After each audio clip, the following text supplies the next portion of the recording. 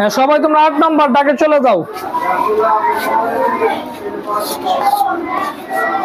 সবাই লেখো সমাধান।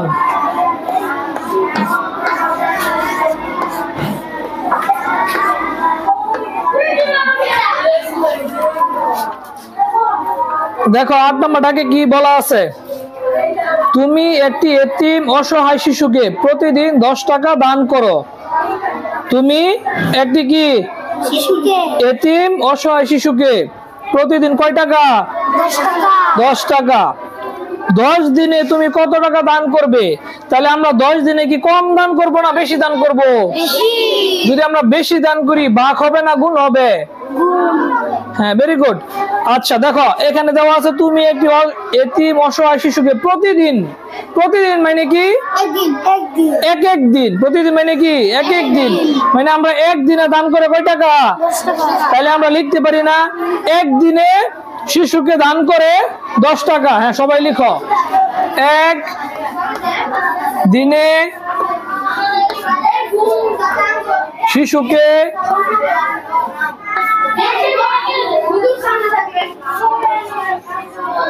দান করে কত টাকা? 10 টাকা।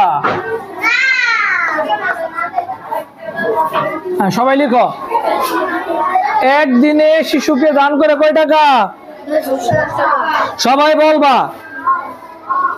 আচ্ছা পরে বলা হয়েছে যে 10 দিনে তুমি তাকে কত টাকা দান করবে? তাহলে আমরা 10 দিনে দান বেশি করবো না কম করব? যদি আমরা বেশি করি গুণ হবে না ভাগ হবে? Very good. আচ্ছা দেখো এরপর অতএব 10 দিনে ডট ডট দিলেই হবে, শিশুকে দান করে। তাহলে আমরা কি দিব? 10 গুণ কি 10 টাকা।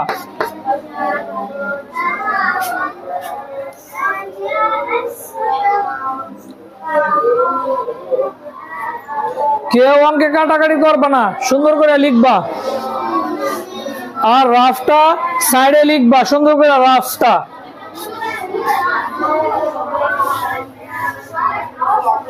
সবাই লিখছো? তাহলে আবার দেখো একদিনে শিশুকে দান করে কয় টাকা? 10 দিনে দান করে আমরা যত পাবো। এখন যদি বলা হয় কোন অঙ্কের মধ্যে যে একদিনে দান করে 20 টাকা, তাহলে আমরা এটা যত বড় সংখ্যাই হোক আমরা গুণ করতে পারবো না ইনশাল্লাহ? আচ্ছা তাহলে দেখো আমরা কিভাবে গুণ করব। এইখানে 10, এখানে রাফ লিখে নিও সবাই, রাফ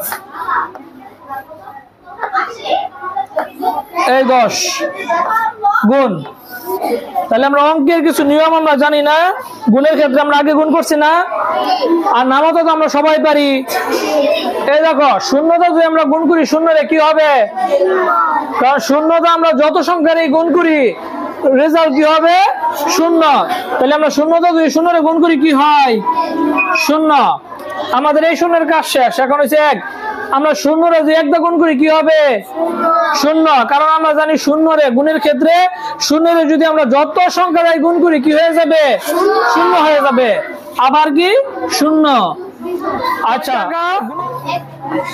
100 টাকা। নিচে লেখো উত্তর।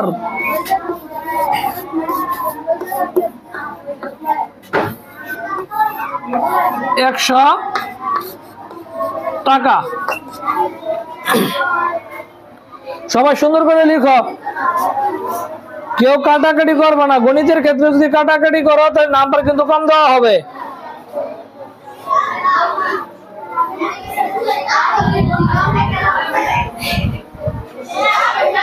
সবার কি শেষ? আবার বলে তাকাও, কারো যদি কোনো বুঝতে সমস্যা হয় সে দাঁড়াবা, দাঁড়ায় জিজ্ঞেস করবা স্যার আমি এটা বুঝি নাই। কথা বুঝতে পারছো?